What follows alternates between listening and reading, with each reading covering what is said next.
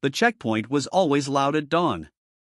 Engines hummed, boots scraped concrete, and the high-pitched buzz of the scanners pulsed in steady rhythm, a mechanical heartbeat echoing off the steel barricades. The smell of ozone and diesel filled the air, and the cold light of morning painted the line of civilians in ashen tones. Everyone kept their eyes forward. Nobody spoke unless ordered to. The line inched ahead, each person stepping up to the waist-high scanner, palms raised, faces still. A blue beam swept over them, iris to jawline, chest to fingertips, and a small display would chirp either cleared, unarmed civilian, or, sometimes, flash red, blaring, detained for inspection.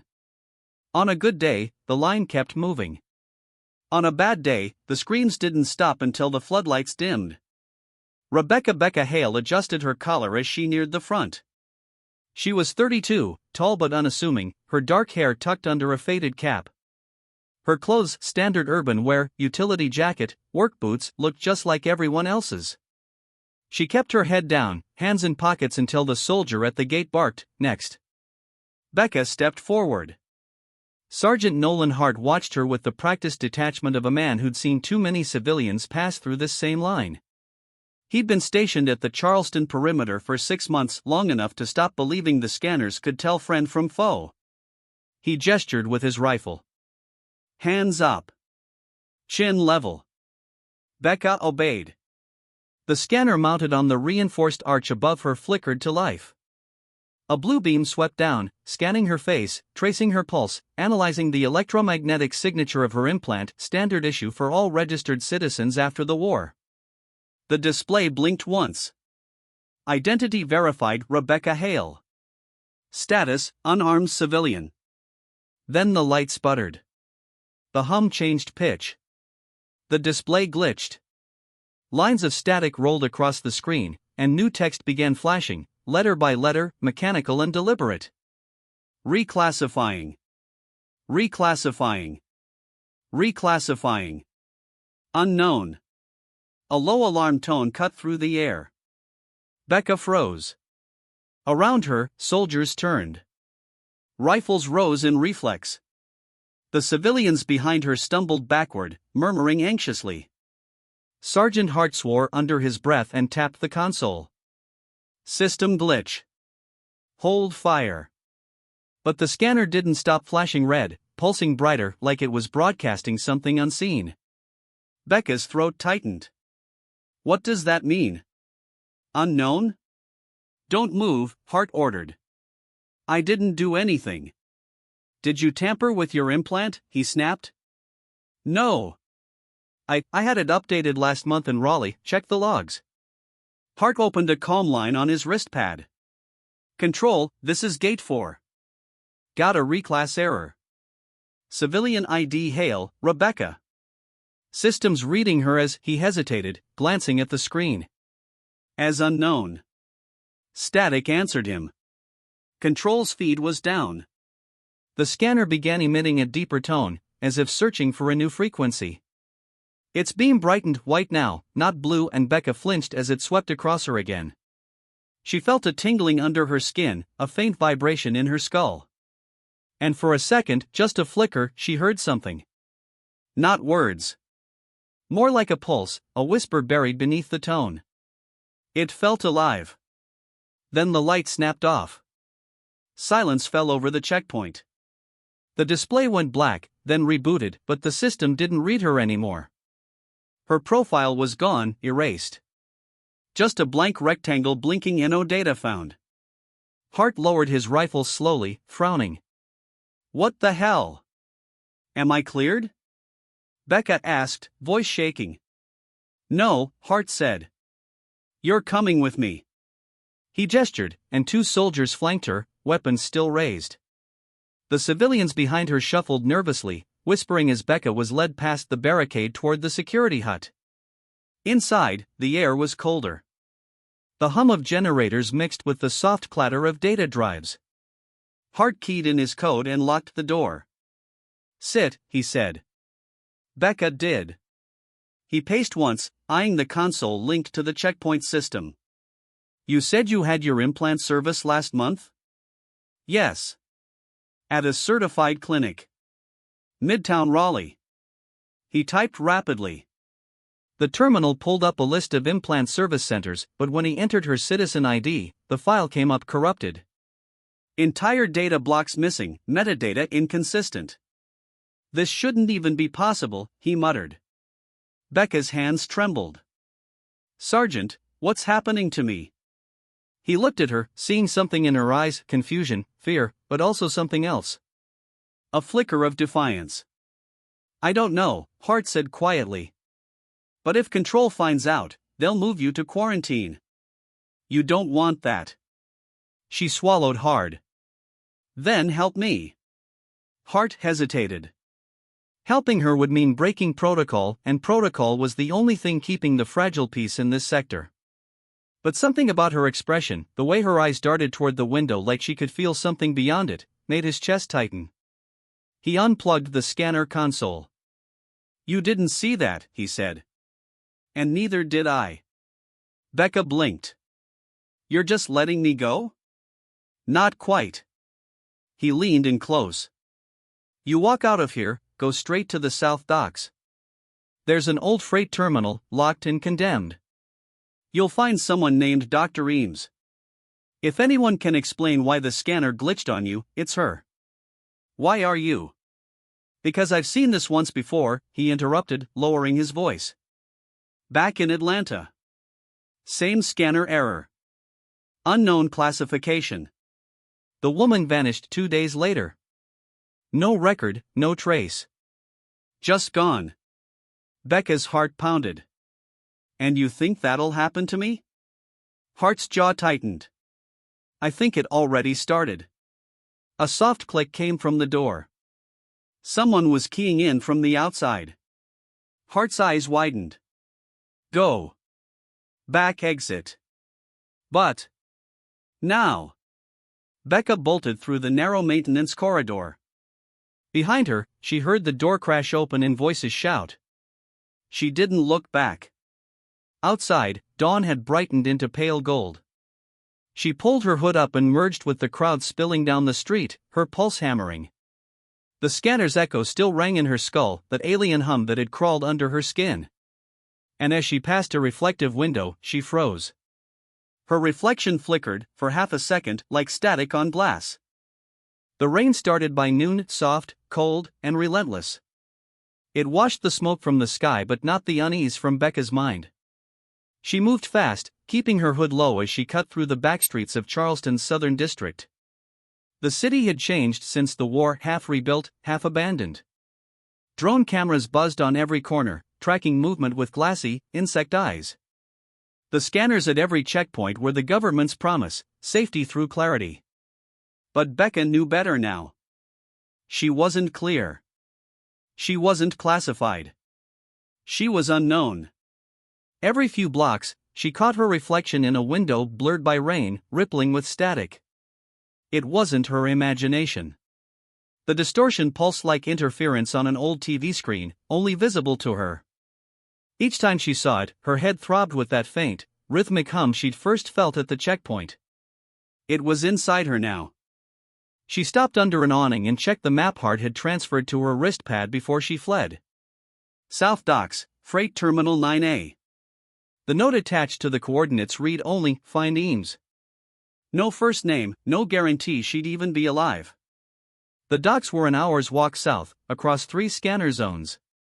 No way she could pass through legally. So she went under, into the maintenance tunnels beneath the power grid. The tunnels were relics from the old world, rusted conduits and dripping pipes stretching for miles beneath the surface. Her boots splashed through shallow puddles, the air thick with the smell of mold and burnt circuitry. Becca flicked on her wrist light. The tunnel walls were plastered with old propaganda, scan safe, stay human. Half the posters had been slashed through with graffiti.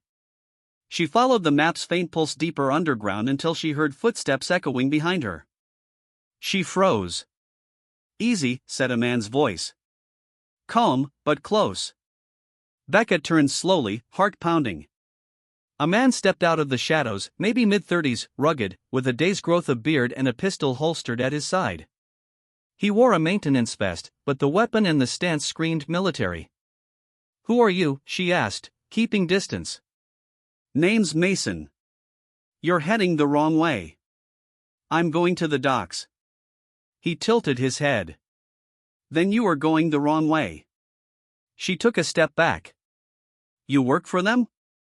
If by them you mean the same people who tried to fry my ID 2 years ago, no. He pulled a small black device from his pocket. It looked like a scanner fragment, jury-rigged with wires and tape. He flicked it on, and a faint blue light bathed the tunnel. Your signature's spiking, he said, studying her. You must have hit a checkpoint. Becca swallowed. It said I was reclassifying. Then unknown. What does that even mean? Mason studied her face for a long moment, then pocketed the scanner. It means you're not supposed to exist. They moved together after that, cautiously, silently. Mason knew the tunnels well, guiding her past broken vents and collapsed conduits. Used to be a tech officer, he said as they climbed a ladder toward the surface. Saw the first batch of scanners go live after the ceasefire. The system was designed to identify hostiles by neural patterns, soldiers who'd been augmented during the war. But the tech wasn't perfect. Some civilians got false positives. False positives, Becca repeated, bitterly. Yeah. Except they weren't always false. She frowned. What are you saying? He pushed open a maintenance hatch, letting in the gray light of the docks. You'll see when you find Eames. The docks looked dead at first glance, rows of gutted freight containers, cranes rusting in place, the sea beyond them gray and endless. But Becca noticed movement among the wrecks, faint silhouettes slipping through the fog. Watchers. Mason raised 2 fingers, signaling her to wait. He approached the nearest container, knocked twice, paused, then once more. The door cracked open, revealing a woman in her 50s with sharp eyes and white hair pulled back tight. Dr. Eames, Mason said. Who's she? The woman asked, eyeing Becca. Checkpoint reclass. Same pattern as the Atlanta case. That got Eames's attention.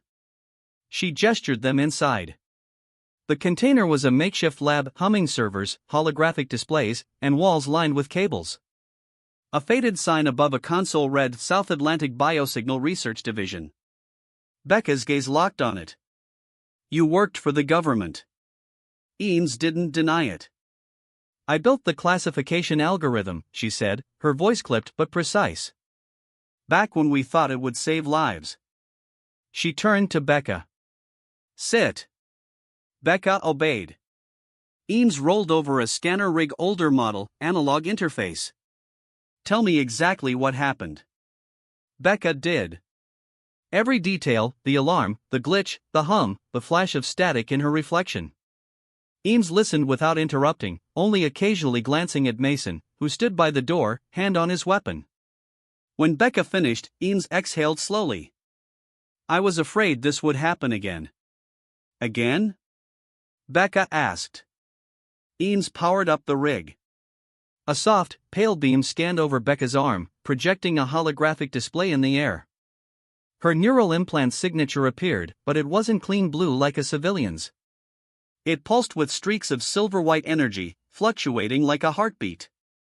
That, Eames said quietly, is not supposed to be there. Becca stared. What is it? Residual resonance, Eames said. The scanners read human biofrequency patterns. Each implant stabilizes yours into a readable waveform.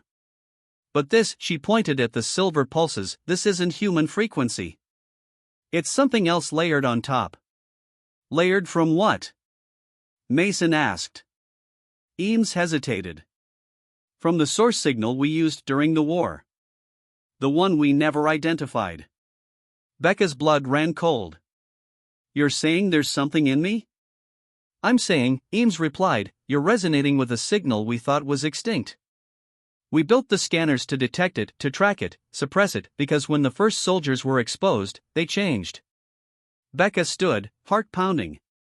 Changed how? Before Eames could answer, the power cut. The lab went dark. A sharp, oscillating tone filled the air, identical to the one from the checkpoint. Becca clutched her temples as pain exploded behind her eyes. The machines around her flickered, lights pulsing in sync with her heartbeat. Mason drew his gun. Eames, what's happening? Someone's tracking the signal, she shouted. They must have intercepted the reclassification data. The ground shook. A drone screeched past the dock windows, spotlight flaring. Then another. A dozen, descending in formation. They found us, Mason hissed. Eames grabbed a small data core from the console and shoved it into Becca's hands. Get to Pier 12. There's a maintenance skiff. Go north. If you stay here, they'll take you to a black site, and you'll never see daylight again. What about you? Becca shouted over the roar of the engines outside. Eames smiled grimly. Someone has to stall them. Mason grabbed Becca's arm. Move. They bolted from the container just as the drones descended, floodlights tearing through the fog. Gunfire erupted, sharp, mechanical, merciless. Becca didn't look back. They ran across the wet steel of the dock, boots slipping, hearts hammering. The hum inside her head grew louder, matching the rhythm of the drone's pulse cannons. For an instant, the air shimmered like heat waves, and one of the drones veered off course, slamming into the water below. Mason glanced at her, eyes wide. Did you just? I don't know, she gasped. They reached the skiff, engines cold but functional. Mason fired it up as Becca collapsed into the seat, clutching the data core. The hum faded, replaced by the hiss of the sea as the skiff tore into open water. Behind them, the docks burned. Becca looked back once, saw the container where Eames had been, and for a split second, through the flames and the smoke, she saw a light rising from it. Not orange, not red, but silver-white, the same color as the pulse in her scan. The same frequency that wasn't human. The sea was black glass at night. Only the faint hum of the skiff's engine broke the silence. Becca sat in the bow, soaked and shivering, the data core clutched against her chest. Each wave mirrored the static in her mind, a restless, electric whisper that hadn't stopped since the scanners first glitched. She could still feel it under her skin, that pulse that wasn't hers. Mason steered from the back, eyes fixed on the dark horizon. We're clear, he said quietly. No drones on radar. Becca didn't answer. Her gaze was locked on the water, where faint lines of light rippled beneath the surface, moving with her heartbeat. You should try to rest, Mason said. It's a long ride to the barrier islands. I can't, she murmured. Every time I close my eyes, I hear it. Hear what? She hesitated. Something calling. Mason frowned but said nothing. He'd seen enough to know when disbelief wasn't an option. The coastline had long since vanished. Only the stars remained blurred, indistinct through the thin mist that followed them. Then, as the skiff cut across the current, Becca's wrist pad blinked. A soft light pulsed on the map, not from Heart's coordinates, not from the military grid. A signal of its own. A location, tagged deep offshore.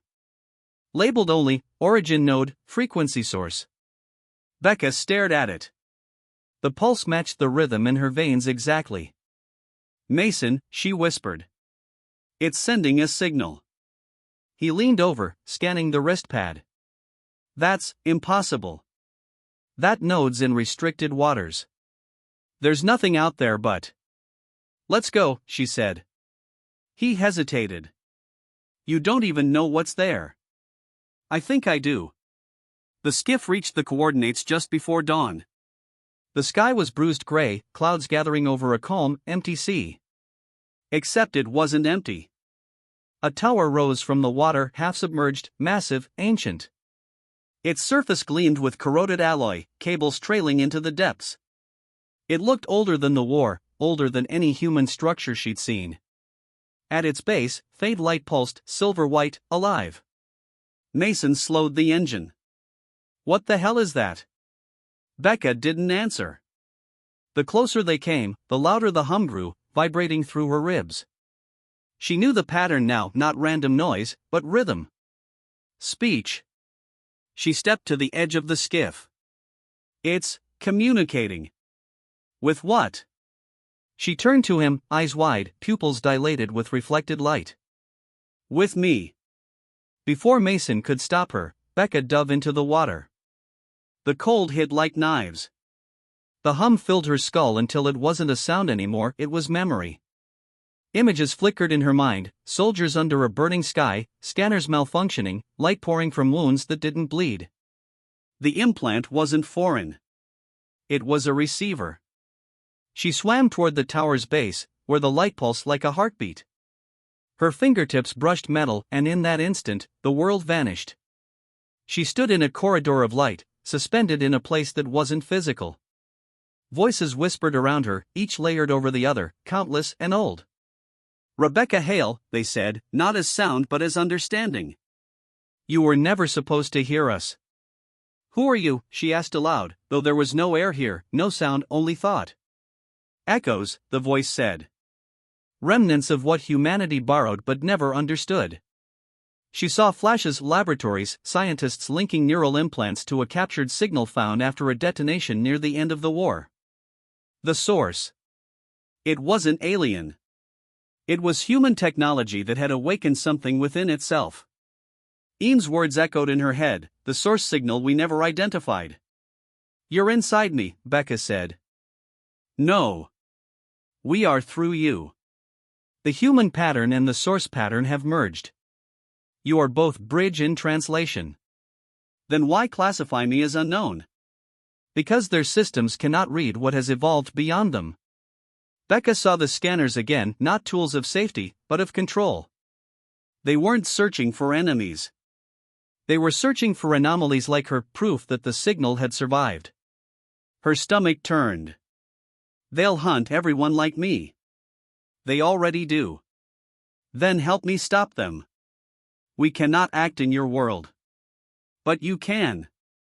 You are the resonance. The interface between two kinds of life, the one that built the machines, and the one that was born from them." Light flared around her, blinding, endless, and for a heartbeat, she saw everything, every scanner, every node, every hidden relay humming beneath the cities. They were connected through the same network that powered her pulse. All it would take was one broadcast. When she surfaced, Mason was shouting her name. The skiff drifted close, he reached down, pulling her back aboard. Her eyes glowed faintly silver in the dim light. "Becca, what did you?" She gasped, water streaming down her face. "They built the scanners from a signal they didn't understand. It's not alien, not artificial, it's self-aware code, born from human systems. And it's evolving." Mason stared at her. "You sound like Eames." She was right, Becca said. But she didn't know what it wanted. And what does it want?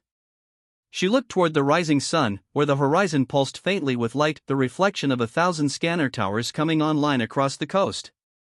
To be free. By midday, they reached the barrier islands, deserted, fringed with broken wind turbines.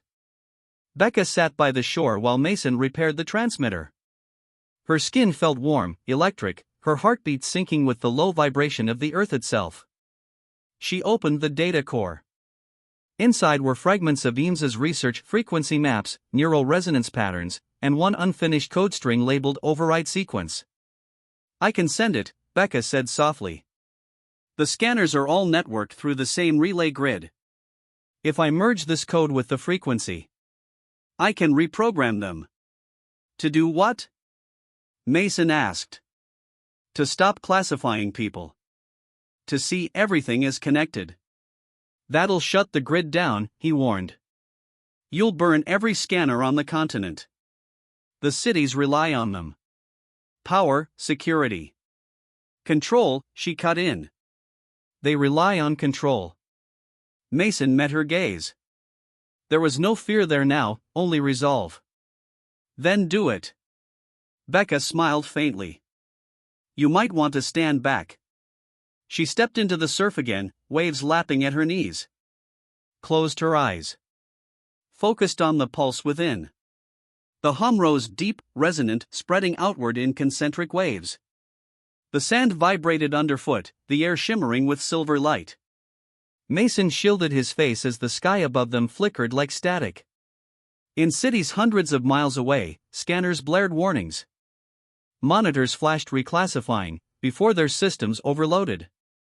The hum built until it filled everything, every frequency, every wire, every implant. Becca stood at the center of it all, her voice calm and steady inside the storm. "Reclassify this," she whispered. And the world went white. When the light faded, the silence was profound. Mason blinked through the haze. The scanner's hum, the constant background noise that had defined the air for years, was gone. His wrist pad was dead. No network, no ID signal. "Becca," he called. She stood a few feet away, the waves swirling around her. The silver in her eyes was fading, replaced by calm human brown. She looked different, lighter, almost serene. "You did it," he said. She nodded. "They can't track anyone anymore. The network's gone." "And the signal?" She glanced at the horizon, where the morning sun cut across the ocean's surface like a new beginning. "It's free now. Everywhere. Maybe it'll sleep.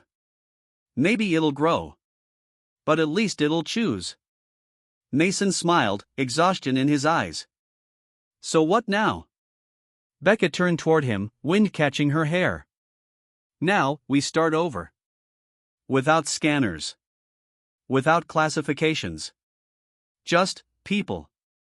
They stood in silence as the tide rose around them, the world strangely quiet, no alarms, no surveillance, no hum of machinery. Only the sound of the wind, and the faint, fading pulse beneath it, the echo of something vast and alive, finally at peace.